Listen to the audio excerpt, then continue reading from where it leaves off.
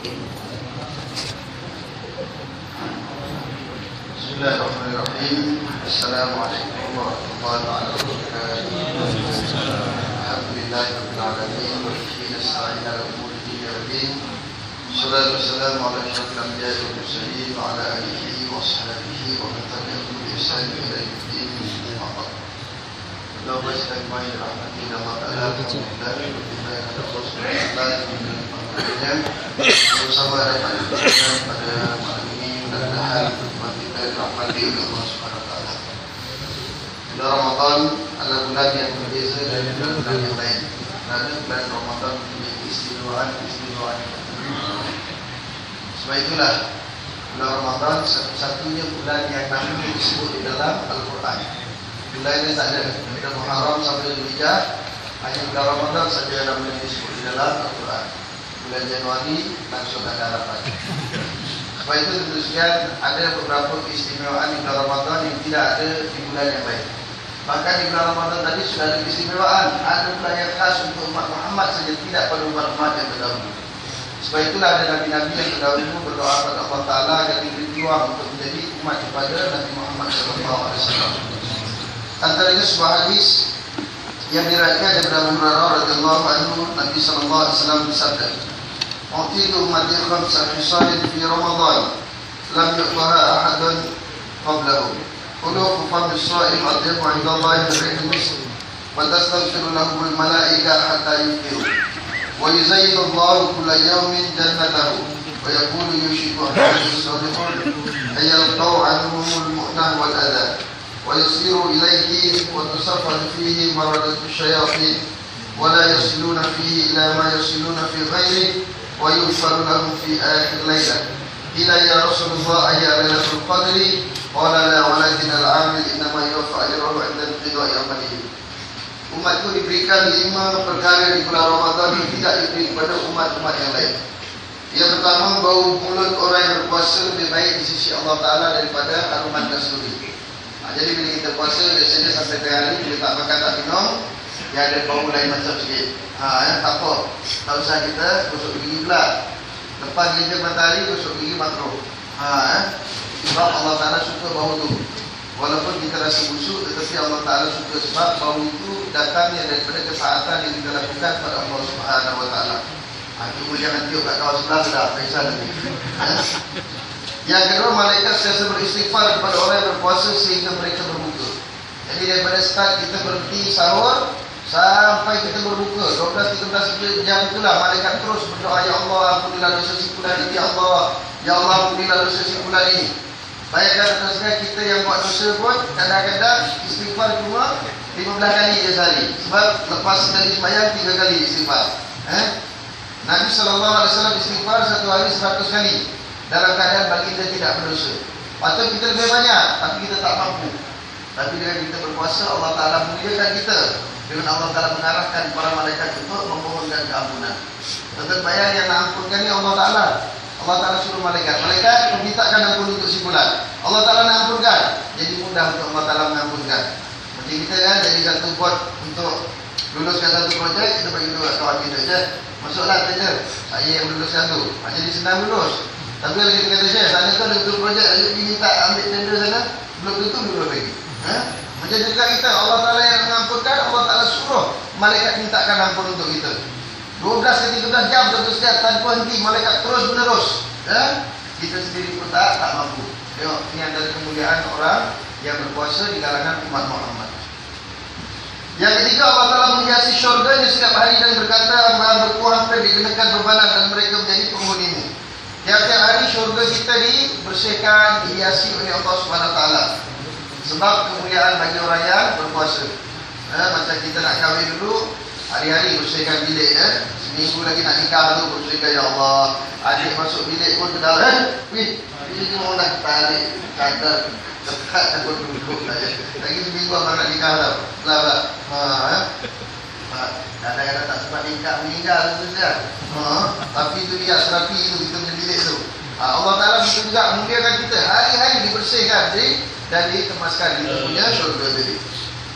Yang keempat, dibelenggu syaitan-syaitan yang ganas dan tidak dilepaskan sebagaimana dibiarkan pada bulan selain Ramadan. Jadi bulan Ramadan suruh semua syaitan diikat. Diikat setapak sedih rampai setan tak ada ni tuan sekalian 29 hari ni. 29 hari je, bukan 30 tahun insya-Allah. Tak payah tunggu bawa besar raja-raja. Tengok je kereta kuda tu, tepat dah. InsyaAllah, kereta kuda tu usul tu. Setakat ni surat. Saya daripada umur saya lahir sampai 39 tahun ni tak pernah lagi nampak anak bulan tu kan. Pasal negara kita, negara Malaysia berada di bawah garisan khatulistiwa. Secara geografinya tidak memungkinkan kita melihat anak bulan. Kalau kita baca usul geografi, negara-negara yang berada di bawah garisan khatulistiwa tidak mungkin boleh melihat anak bulan. Kenapa? Yang pertama, negara-negara ini banyak hujan, jadi awan dia tebal, tak boleh nampak anak bulan. Kalau cerah sekalipun tentunya dia tak boleh nampak juga kerana kedudukan longitude latitude kita tu. Ada bahasa saya kan, longitude latitude. Darjah kedudukan kita tu, anak bulan nak terbit, masa tu matahari gelap. Jadi cahaya matahari itu lebih cerah daripada cahaya bulan. Sebab tu tak nampak. Sebab anak bulan ni dia garisan saja, jadi tak nampak. Yang ketiganya tentunya bulan lain kita tak sentuh bulan. Bila nak raya, bila nak puasa, sibuk tengok anak bulan tentunya. 4 bulan menyampak gitu. Tapi kalau nak nampak juga, rokok akan kubah masjid insya-Allah. Bulan bintang semua nampak. Ya? Jadi tentunya bulan Ramadan syaitan semua tak ada. Tapi pelik kan, ada orang jahat lagi tentunya. Tak percaya kejap lagi kita pergi jalan Lorong Haji Taib, jalan Telawi 3 Bangsar, The Zoom, The Sheet, apa lagi? Banyak lah tempat tentunya. Banyak orang minum arak. Orang Melayu Islam tentunya. Dan siang tadi puasa juga, malam minum arak. Adakah yang siang-siang pergi minum buah ekor pula? Setan tak ada. Selama ni kita salahkan setan, sikit-sikit setan. Sebab itu tentunya sebenarnya nak tunjukkan, bila kita mati, kita buat jahat, kita tidak boleh salahkan syaitan. Sebab syaitan tak ada pun, orang buat jahat juga. Jadi nak salahkan syaitan macam mana? Nanti dalam Quran ada cerita tentunya. Bagaimana orang-orang yang demikian bila disoal oleh Allah Ta'ala tentang kejahatannya, dia cuba mengaitkan dengan syaitan. Wahai si fulan, kenapa kamu buat gini-gini? Kata ini syaitan yang hasut saya, wahai Tuhan, syaitan yang ajak. Allah Ta'ala memanggil syaitan. Tan, masjid. Syaitan mendekat. Wahai syaitan, si fulan ini mendakwa kamu yang ajak dia buat jahat, kamu yang goda dia. Wajah. Syaitan kata, wahai Tuhan, bukankah kamu telah menjadikan manusia itu dengan akal fikiran? Mereka ada akal, kenapa mereka tak fikir? Nak ikut Tuhan atau nak ikut syaitan? Kamu telah turunkan Quran sebagai petunjuk hidayah. Kenapa dia tak ikut Quran, dia ikut utusan? Kemudian Allah Ta'ala turunkan Nabi-Nabi. Kenapa dia tak ikut Nabi? Apa dah Quran sebut? Ini bari umikum wa ini akhwafullah. Aku berlepas diri daripada kalian. Tak ada kalian jawab sendiri di depan Tuhan. Aku tak mau tolong jawab. Aku berlepas diri. Wa ini akhwafullah. Aku takutkan Allah Subhanahu Wa Ta'ala. Syaitan takut dengan Tuhan. Yang tak takut dengan Tuhan ini manusia dia tentunya. Yang minum arak itu setan ke orang? Kan orang. Yang minum berikut setan ke orang? Orang. Kita pernah tengok setan tanduk kemarin kat kereta mobil. Tak ada. Orang. Yang meneruskan lesen bila senarang apa? Orang.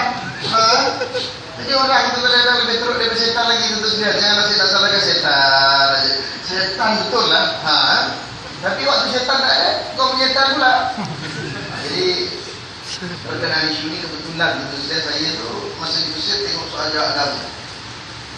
Ketika itu yang menjawab ialah Dr. Syekh Atir Safar, bekas Ketua Lajnah Fatwa Al-Azhar. Kerana almarhum lah.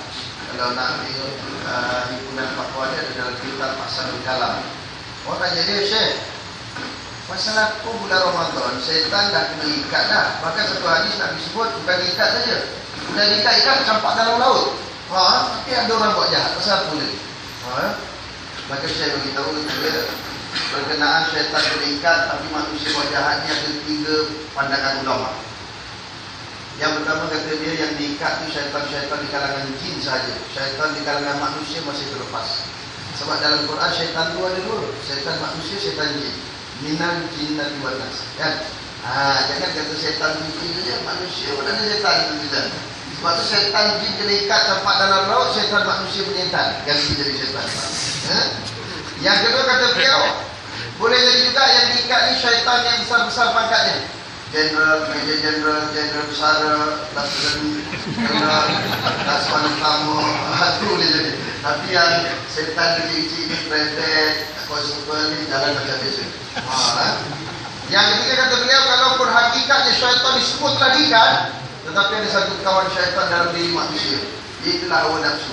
Sekiranya nafsu itu selama setahun dia dididik oleh syaitan, kita tak kontrol dia, tak arah dia ikut syariat, maka di bulan Ramadan dia akan terus ikut perangai syaitan. Bulan lain dia membazir, bulan Ramadan membazir juga. Tengok, pergi bazar Ramadan terus-terusan, bawa makanan ramai, bawa banyak balik, tapi tak habis, atau tak surau masjid. Arah-arah yang belakang tu bukan lebih ada dari rumah kita ni terus-terusan. Memang niat nak bawa sini. Kalau tidak, tak dapat pahala lah. Kita kan selalu bawa api tu, makan tak habis, bawalah. Bang, bawa pergi surau bang banyak cantik betul. Kalau bulan lain tu kenduri kahwin tu terus-terusan. Kenduri kahwin tak ingat ustaz pun. Tak jemput pun dah tahfiz. Bila tak habis, hantar sekolah tahfiz. Cantik betul. Saya kalau hantar tu bagi makan kat itik dengan ayam je terus-terusan. Dia lah kadang-kadang dia dah masak pagi, petang tu hantar. Lepas tu, dia tak cakap, tahu-tahu muncul terus-terusan. Kita dah masak lah. Takkan kita nak makan dia punya. Makanlah kita punya, yang tu bagi itik. Alhamdulillah. Kenyang itik sudah besok-besok. Sebab tu terus-terusan nak suni kita kena jaga. Kita ni banyak di bulan Ramadan yang masih lagi melakukan kesalahan. Saya nak contoh satu lah terus-terusan. Ni orang isap rokok. Saya beli siang ni tak isap rokok. Siapa malam isap rokok? Jangan marah ya. Saya cakap terus-terang ni, pasal di Selangor dia tak ada terli-terli. Dia kata jangan terli, terus-terus ada orang bagi garis panduan tazkirah Ramadan, jangan terli-terli orang. Saya cakap terus-terang, isap rokok orang isap rokok, siang dia dah puasa tak isap rokok, malam dia isap pula, kadang-kadang double pula siang ni, jadi kodok balik. Itu macam mana tu boleh? Puasa itu kan menahan diri daripada makan, minum dan juga bersetubuh itu serta meninggalkan semua perkara-perkara yang dilarang. Jadi kalau isap rokok siang dilarang tak boleh, malam pun tak boleh, betul-betul. Yang malam isap salah pula. Sama juga kalau ada orang yang dah dapat jemputan pergi haji pergi umrah. Yang pergi haji pergi umrah, pergi bawa rokok betul-betul dalam beg pergi Mekah. Dia tak boleh pergi betul-betul. Itu tak dapat haji mabrur, itu dapat haji Marlboro je betul-betul. Betul ni dia cakap, betul hampir 10,000 tapi balik tak dapat haji mabrur. Buat apa? Isap rokok dia jaga haram di seluruh muka bumi tau. Yang belum fatwa haram dekat bulan matahari je. Jadi kalau kita nak isap pergi bulan je, lepas tu balik sini. Tapi di muka bumi ni semua haram. Semalam ada orang keluarkan, dia kata ini fatwa Azhar. Bohong tu cakap fatwa Azhar haram. Mana ada fatwa Azhar kata harus isap rokok? Tak mana punya fatwa dia tulis fatwa Azhar. Saya tahu tentu setiap pasal pada tahun 99 tahun 2000 fatwa di Mesir itu oleh Dr. Farid Wasil tentu sekian ketika itu bila menjadi mufti itu ditampal sampai ke pasar-pasar tentu sekian. Pasar dua ikan tampal, pasar dua sayur tampal, seluruh muka bumi Mesir itu tampal dengan fatwa itu tentu sekian. Macam mana dia ambil dia kata Azhar punya tak haram. Haram tentu sekian isap rokok. Boleh? Isap rokok yang mana tau? Jadi beritahu ni, bagi kita tu kan ada sayang tau. Nabi katakan bila Allah Ta'ala sayang dengan seseorang, razaqahu khalilan solihah, dikurniakan baginya seorang teman yang baik. Teman yang baik itu apa tujuannya kan? Bila kita buat salah, dibetulkan, itu kawan baik. Tapi kalau tuan-tuan buat salah, kawan sebelah tu tak pernah tegur kita, itu bukan kawan baik, itu tersedia. Ini yang baik ni, yang tegur orang ni. Tapi kalau nanti orang tak suka, tak datang asyik pergi itu. Tak betul, tuan-tuan tengok kan? Kita isap rokok berapa ringgit satu hari? Saya sempat tadi tengok dekat kedai itu RM7. Dia kata itu dilarang menjual rokok 20 batang di bawah harga RM7. Mana minimal RM7? Satu hari RM7 kali 30 hari. Berapa? RM210. Kali 12 bulan RM2,000 lebih terus dia. RM2,000 lebih terus dia kita bakar begitu saja. Tapi terus dia bila datang musim korban, berapa satu banyak? Berapa satu banyak ni? 400. 400. Mahalnya 400. Tempat lain 300 setengah. Pemboja 200 setengah. Ini apa ni? Sini sampai di 400. Mahal lagi. Terus tak buat korban tu sekarang. Itu tak harap dia ada. Bandanya dia. Perlu tak buat korbannya. Ada. Siapa? Mahal. Berapa? 400. Mahal 400. Besar rokok tak? Bisa. Setahun berapa? 2,000 lebih. 2,000 lebih awak boleh makan, bapak-bapak tak boleh. La ilaha illallah, itu siapa dah jawapan Tuhan. Lepas tu pula, tak pergi haji pula, itu dia sampai mati. Tak pergi haji tak? Macam apa? Tak ada duit. Ya, bisa rokok tak? Bisa. Berapa lama Ustaz? Dia boleh umur balik sampai mati. Dia lah dia boleh balik sampai mati. Dia tahu dia Ustaz tahu. Jangan main-main. Silap-silap boleh pergi paket swasta 4-5 kali tau. Jadi berhenti je lah tuan-tuan. Orang isap rokok ni senang nak berhenti. Saya ada tuan-tuan. Ada orang kita pula ada isap susah isap rokok. Nak berhenti isap rokok. Panggil tu supaya makan gula-gula haid tu banyak dapat berhenti juga. Dan yang minta tolong dengan haid tu siapa untuk siap? Nabi suruh minta tolongan Allah. Kan? Apa pun kita dapat minta tolongan Allah. Allahumma a'inni ala zikrika wa syukrika wa husni ibadati.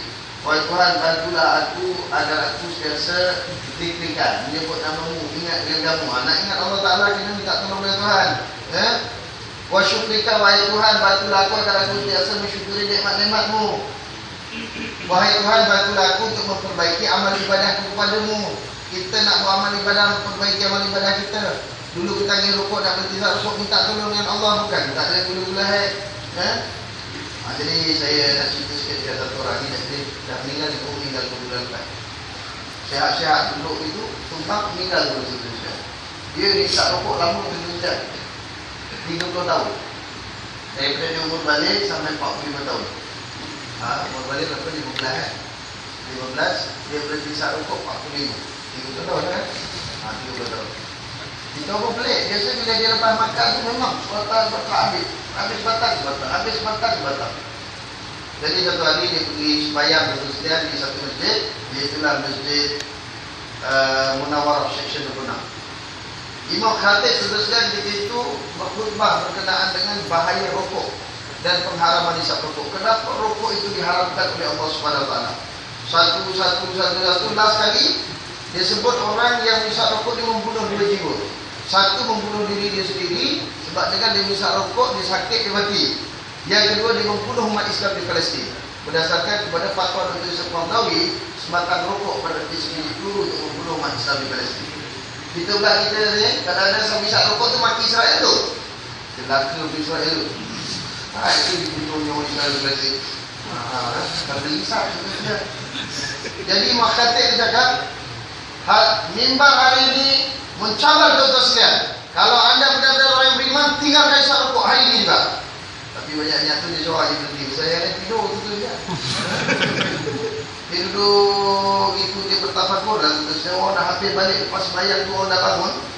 Dia ya Allah, aku ni tiap tahun pergi umrah. Memang kaya dekat tiap tahun pergi umrah sebenarnya.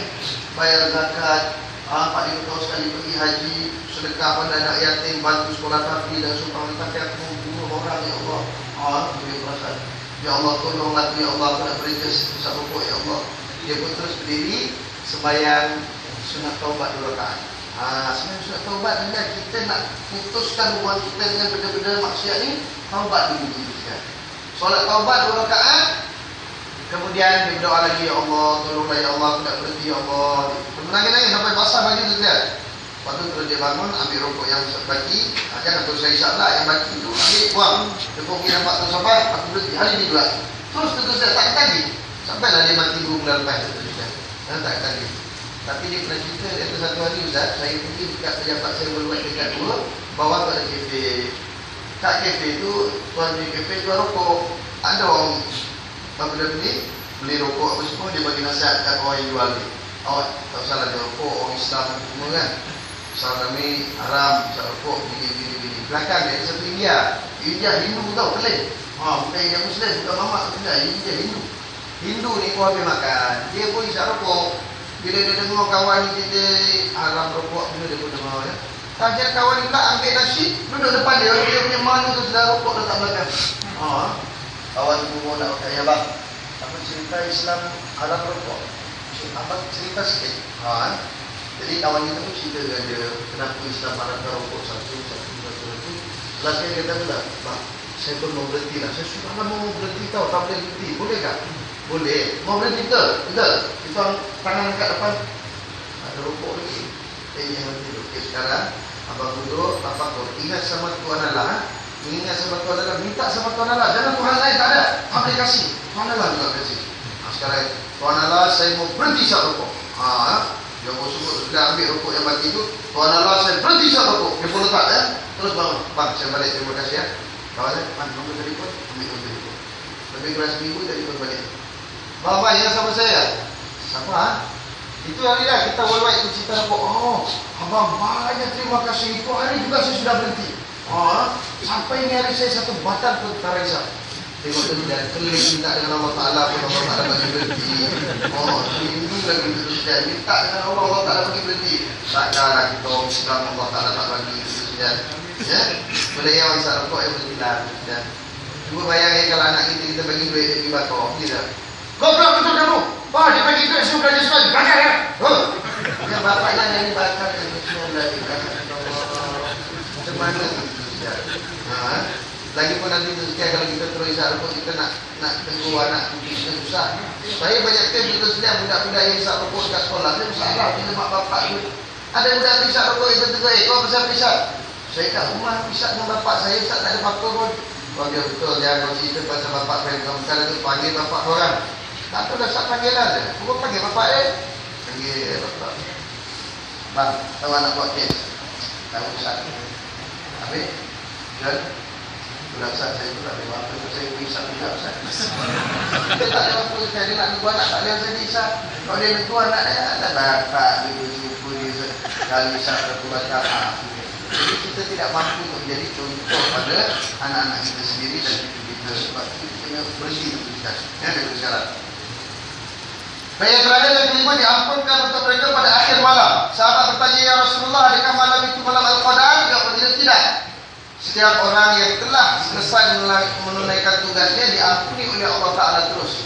Maknanya tiap-tiap malam orang yang berpuasa kemudian menghidupkan malam yang dengan ibadah, Allah Ta'ala ampunkan dosa dia. Jadi malam kita tarawih, lepas tarawih nanti kita tadarus apa semua, nak tidur terus dia diampunkan dosa kita oleh Allah SWT tiap-tiap malam. Dan dicatatkan amalan kita. Cuma pasal sleep tu tak datang lah ya. Kalau sleep tu datang, insyaAllah Allah datang macam malam tamu. Orang Melayu kita kat Malaysia malam pertama kalau tak sembahyang tarawih tu rasa macam kafir je tu. Iya, itu sebab orang tak sembahyang fardu datang sembahyang tarawih. Kadang-kadang kita pun tak tahu makhluk ni dari mana tak pernah nampak dia muncul malam pertama. Ada satu tempat dekat Jalan Kopi tu kalau selalu pergi tempat saya tu ada satu surau. Surau tu kita panggil malam Jumaat. Surau malam Jumaat. Kalau malam Jumaat penuh, malam lain tak ada orang tu saja. Kadang-kadang ada azan tu 3 orang. Jadi malam pertama tu dia sebelum isyak pagi penuh dah. Tadi dah nak azan isyak saya lalu situ saja. Tak ada orang lagi ingat kunci. Tak ada orang. Tu bayang. Malam pertama je. Jadi kita kena ingat, jadi kita nak dapat takwa, kita nak dapat Lailatul Qadar, kita kena pastikan kita istiqamah dari malam pertama sampai malam yang terakhir. Barulah Allah Taala bagi kita macam orang dapat bonus lah. Kan bukan semua dapat bonus. Bos tengok tu. Ini kerja bagus tidak, ada bos kerja ke tidak. Tak ada bos macam mana? Culas ke tak culas? Apa pula dia bagi bonus? Ini Tuhan tengok budak ni. Tadi tu lah pasal sleep tu datang. Kalau sleep tu datang saya yakin tu tiap-tiap malam penuh sampai tua. Pagi-pagi malaikat datang. Wak punya sleep malam tadi semalam tu. Wak pergi surau tengok sebelah. Mana berapa? Wih, banyak aku punya sikit je lah. Lepas apa namanya tazkirah sambung lagi 4. Kau tadi tazkirah 4 dah sambung dah. Lepas tu meter pun tak ada. Tadarus pun tak ada. Tu sebab kau pahala sikit. Oh itu jam juga dia. Saya mulai malam ni tak tinggal meter, tak tinggal tadarus. Tapi pasal tak nampak tapi kita kena yakin juga setiap apa yang kita lakukan akan diganjari terus oleh Allah Ta'ala pada malam itu juga. Macam hari ini malamnya akan diganjari terus. Bawa bola boleh cekam mata terus dia. Semuanya ada. Tiga bagian ada. Saya tak tahu itu sebenarnya. Yang kecewa pun banyak lah. Ada yang minum tak bola lah. Tak ada rasa dari besar sepeda balik lah. Itulah tuan kalau tengok bola, jangan pilih satu bulan, pilih yang menang. Pilih yang menang kita tak kecewa. Tuan pilih satu bulan, bila dia kalah tu kecewa. Padahal kalau kalah pun tak ada apa-apa terusnya. Bola ni terusnya, kena jaga-jaga tau. Tuan kalau tengok bola 3 pagi 4 pagi, tuan boleh datang sebagai subuh berjemaah sini. Kalau tuan tak boleh datang subuh berjemaah, lebih baik tutup TV. Ya terusnya. Mana lebih utama? Tengok bola ke sembahyang subuh? Satu hari Sayyidina Umar radhiyallahu anhu sembahyang subuh terusnya dalam keadaan terhuyuk-huyuk. Ditanya kepada Rasulullah, wahai Umar, kenapa kamu sembahyang macam ni? Dia kata, ya Rasulullah, malam tadi aku banyak qiyamul lail. Nabi kata kalau qiyamul lail itu mengganggu sembahyang kamu, tinggalkan qiyamul lail. Tengok, kalau sembahyang qiyamul lail mengganggu subuh itu tuan-tuan, Nabi suruh tinggalkan qiyamul lail kerana mengganggu solat subuh berjemaahnya. Bolanya apa sangat tak tuan-tuan. Dan tuan-tuan kena ingat, bola ni sengaja kita rancang tiap kali bulan Ramadan. Cuba tuan-tuan perhati dulu. Kita puasa bulan Ramadan bulan 12, dia bola sepak bulan 12. Kita bulan 10, dia bola sepak bulan 10. Sekarang bulan 7, dia ganti bulan 7 juga. Sebab apa? Sebab bola ni tentukan salah satu daripada protokol Yahudi yang ke-13. Cuba balik tadi tuan-tuan baca. 20 protokol Yahudi untuk melemahkan umat Islam. Yang ke-13, lemahkan umat Islam dengan sukan dan kebudayaan. Lalaikan umat Islam dengan sukan dan kebudayaan. Bukan tak boleh sukan, tentu boleh. Sebab kita dalam Islam, al-aqlu salim fi jismi salim. Akal yang sehat, yang cerdas ada pada tubuh badan yang sehat. Tapi itu kalau contoh yang main bola, ni kita tengok cerdas apa tu sehat. Pukul-pukul tengah malam tu buat apa? Menyusah dah anak bini nak tidur, kita tunjuk buat begitu. Allah tak masuk pula. Tahu ada tidur kan. Jadi saya boleh, saya pun tengok tu juga kadang-kadang tengok. Kalau kita tengok, saya tengok tu kalau saya tengok tak ada, saya tengok lah. Lepas tu saya ngantuk, saya tidur lah. Tak ada saya nak buka mata gitu sampai ke pagi ni tak ada kerja lah. Lebih baik tidur tu tidak.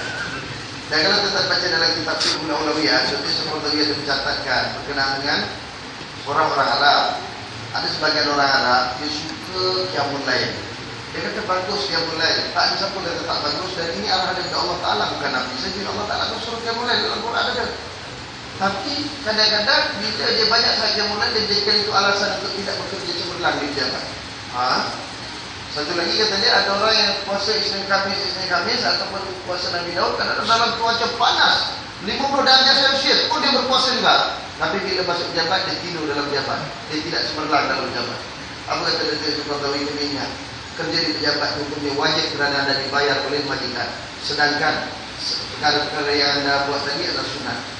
Kita bisa utamakan yang wajib daripada yang sunat. Kalau kita alasankan bahawa puasa tadi menyebabkan kita lemah, kita tak boleh kerja dengan baik, maka tinggalkan puasa-puasa sunat. Maknanya kalau puasa sunat yang dituntut, qiyamul lail yang dituntut itu bukan kita jadikan alasan untuk tidak datang berjemaah, untuk tidak kerja dengan baik, naklah kita tinggalkan.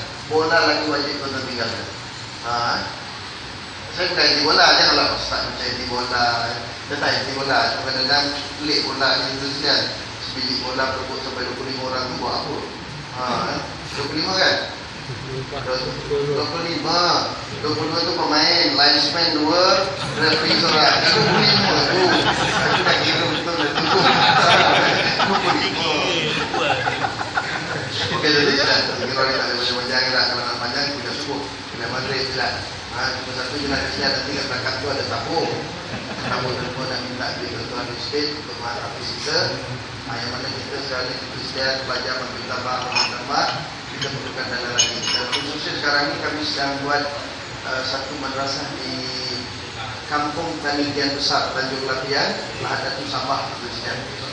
Jadi orang di sana dalam keadaan kejahilan, kesian Kristian. Bulan lepas saya duduk di Sabah seminggu, masjid itu saya punya Kristian. Masjid besar macam ni. Jadi saya punya Kristian, saya dengan murid saya 2 orang, saya ingat dengan murid 2 orang. Begini-gini jadi imam, Bilal. Imam nombor 1 tu tak berani jadi imam Kristian. Tak berani dia. Maaf, bila lepas itu, tak boleh sah. Saya dengan murid ustaz baca tu, ya Allah, sebab kata tak ada orang Sabah boleh baca baik macam ni. Dia kata tu baru murid ustaz tu boleh ustaz. Saya tak lah, saya baca tak bagus. Dia tak berani. Itu dari imam nombor 1 yang dilantik oleh Jabatan Agama Islam Negeri Sabah. Dia cerita, dia kata, kami ni tiap 2 tahun sekali akan diinterview. Bagi khusus interview. Tahun ni interview pun tak lulus Ustaz. Kita tak lulus, tapi jadi juga imam. Ya. Sebab dalam banyak-banyak tak lulus tu dia yang terbaik.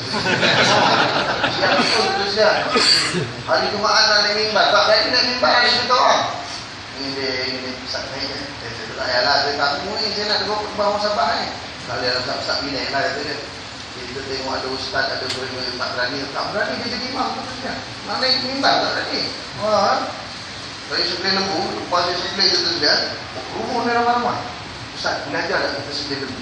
Hai, kata selama ni kau sembelih macam mana? Kau sembelih je kan kata jadi dia kata ya, ikut syarat dah lah.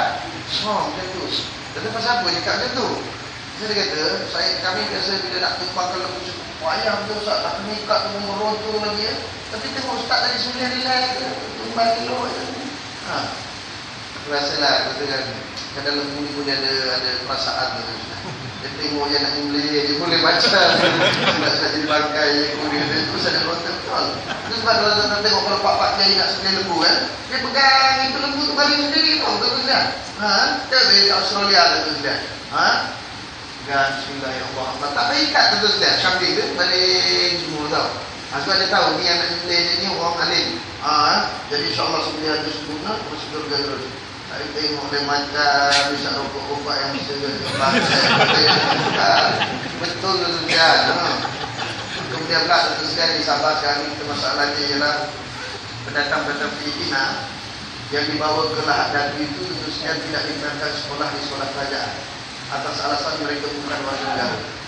Saya tolong kalau ada orang mesti daripada Kementerian Pendidikan juga Jabatan Pendidikan, tolong bagi tahu jangan buat kerja tak seronok ni. Pasal apa itu saya? Mereka tinggal dalam tanah air kita. Kalau kita tidak didik mereka, nanti besar dia jadi jenayah. Dia jadi mangsa orang tempatan itu saja. Kalau kita boleh terima bapak dia sebagai pendatang untuk bekerja, kenapa kita tak terima anak dia untuk kita belajar? Yang lucu pula dengan budak-budak ni dah lah tak dibenarkan belajar. Pagi-pagi berdiri tepi jalan tau. Saya ramai beratus tentunya. Nanti datang lori, diangkut dengan lori pergi masuk ke felda-felda, ladang-ladang, suruh petik buah sawit dan bubur.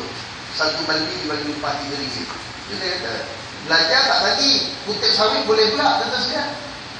Kita pula tanam sawit daripada Sabah sampai ke Perlis, tiba-tiba bulan Ramadan tak beli minyak, tak ada minyak.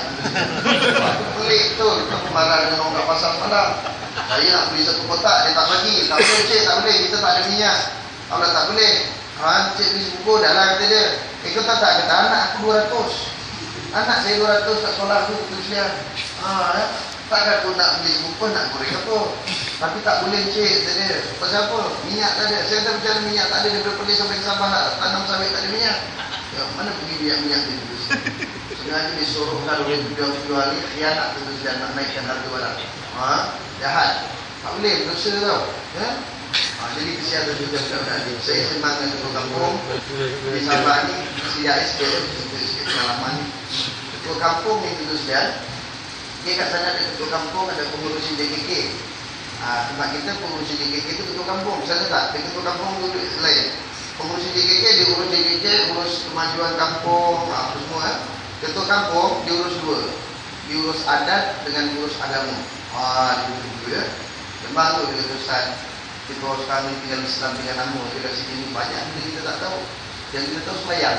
Tapi memang bila kita buat kursus sembahyang, budak-budak mak bapak pun datang nak belajar sekali. Itu dia tahu. Yang lain dia tak